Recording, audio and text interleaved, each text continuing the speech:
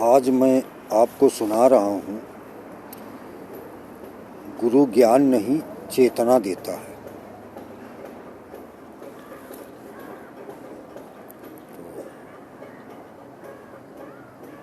मैं आपको अच्छे से अच्छे रूप में सुनाने का प्रयास कर रहा हूँ। गुरु शिष्य संबंध संयोग मात्र भी है और एक होशपूर्ण चुनाव भी, यह दोनों है। जहाँ तक गुरु का सवाल है, यह पूर्णतः होशपूर्ण चुनाव है। जहाँ तक शिष्य का प्रश्न है, यह संयोग ही हो सकता है, क्योंकि अभी होश उसके पास है ही नहीं। रहस्यवादी कहते हैं, जब शिष्य तैयार हो जाता है तब गुरु प्रकट हो जाता है। गुरु के लिए तो यह पूरी तरह से एक होशपूर्ण बात है। एक सूफी कहानी इसे समझने में तुम्हारी सहायता करेगी। वो उस कहानी को मैं सुना रहा हूँ, सुने। सत्य को जानने की गहन अभिप्सा में एक नवयुवक ने अपने परिवार, अपने संसार को त्याग दिया और गुरु की खोज में निकला। जब वह नगर के बाहर निकल रहा था, तभी उसने एक वृद्ध को देखा। उसकी आयु लगभग 60 वर्ष रही होगी। वह एक वृक्ष के नीचे बैठा हुआ था। वह इतना शांत, आनंदित और चुंबकीय आकर्षण वाला था कि युवक अपने आप उसकी ओर खींचा चला गया। वह उसके समीप पहुंचकर बोला, मैं एक गुरु की तलाश में हूँ। मैं आपके ज्ञान की सुगंध को अनुभव कर सकता हूँ। शायद आप मुझे बता सकेंगे कि मुझे कहाँ जाना चाहिए। वह गुरु की कसौटी क्या है? मैं यह कैसे तय करूँगा कि यही मेरा गुरु है? उस वृद्ध ने कहा कि यह तो बहुत सरल है। उसने विस्तार पूर्वक बिल्कुल ठीक वर्णन कर दिया कि वह व्यक्ति कैसा होगा, किस तरह का वातावरण उसके आसपास होगा, वह कितनी आयु का होगा, यहाँ तक कि वह कौन से वृक्ष के नीचे बैठा मिलेगा, वहाँ कौन सी खुशबू आ रही होगी, यह भी बता दिया। युवक ने उस वृद्ध को धन्यवाद दिया। वृद्ध ने कहा, मुझे धन्यवाद देने का समय अभी नहीं आया है। 30 साल तक वह रेगिस्तानों, जंगलों, पहाड़ों में गुरु की तलाश करता रहा, पर वे कसौटियाँ कभी पूरी नहीं हो सकी। थक कर पूरी तरह से निराश होकर वह अपने गांव वापस लौटा। अब वह जवान न था।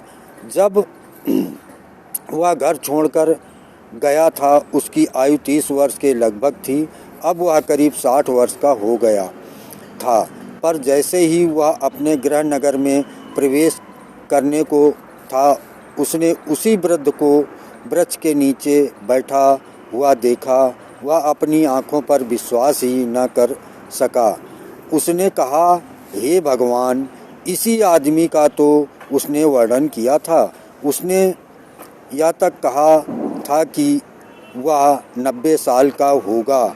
यही तो वह वृद्ध है। मैं कितना बेहोश रहा होऊंगा कि मैंने उस वृक्ष को भी नहीं देखा जिसके नीचे वह बैठा था, और वह सुगंध जिसका उसने जिक्र किया था, वह दीप्ति, वह उपस्थिति, वह उसके चारों ओर ही जीवंतता।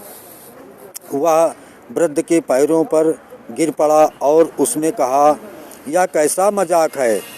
30 साल तक मैं भटकता रहा और आप सब जानते थे। उस वृद्ध आदमी ने कहा, मेरे जानने से क्या अंतर पड़ता है? सवाल यह है कि क्या तुम जानते थे? मैंने तो इसका एकदम ठीक वर्णन कर दिया था, पर फिर भी तुम्हें भटकना पड़ा। केवल इस 30 साल के संघर्ष के बाद ही तुम में थोड़ा सा होश आया है। उस दिन तुमने मुझे धन्यवाद देना चाहा था और मैंने तुमसे कहा था कि अभी समय नहीं आया है। एक दिन समय आएगा तुम उसी दिन मुझे चुन सकते थे, लेकिन तुम्हारा दोष नहीं, तुम्हारे पास वे आंखें ही न थी। तुमने मेरे शब्द तो सुने पर तुम उनका अर्थ न समझ सके। मैं तुम्हारे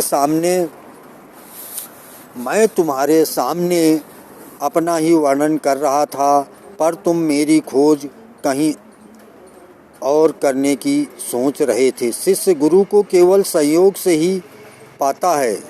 शिष्य गुरु को केवल सहयोग से ही पाता है। वह चलता है, गिरता है, फिर उठकर खड़ा होता है। धीरे धीरे थोड़ी थोड़ी जागरूकता उसमें आती जाती है। जहाँ तक गुरु का संबंध है, वह कुछ विशेष लोगों की होशपूर्वक प्रतीक्षा कर रहा होता है। वह उन लोगों तक पहुँचने का हर संभव प्रयत्न भी करता है, लेकिन कठिनाई यह है कि ये सभी बेहोश हैं। गुरु अस्तित्व होता है, ज्ञान नहीं। वह तुम्हारे अस्तित्व को, तुम्हारे जीवन को अधिक विस्तृत करता है, लेकिन ज्ञान को नहीं। वह तुम्हें एक बीज देता है और तुम भूमि बनकर उस बीज को अंकुरित होने, पनपने व खिलने दे सकते हो। यह है गुरु, ज्ञान नहीं चेतना देता है। इस प्रकार आप समझिए कि गुरु बहुत बड़ी चीज ही नहीं, बहुत कुछ होता है। तो ऐसे आप समझें, गुरु ज्ञान नहीं चेतना देता है। जय शिव शंभु भोलेनाथ।